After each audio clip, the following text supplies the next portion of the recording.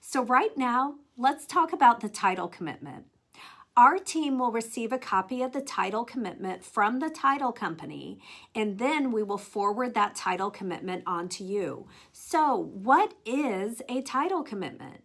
Well, a title commitment is not the title insurance policy, but instead it's a commitment from the title company saying that they will insure the title of the home as long as the items on Schedule B are met. On the title commitment, you'll see a section, it's called Schedule B.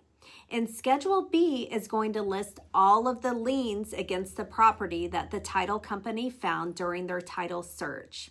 And again, this condition is time sensitive. It's a time sensitive condition. So if you'd like to know how many days the seller has to get the title commitment to the buyer, in your contract, look under Section 6. And don't forget, who you work with matters.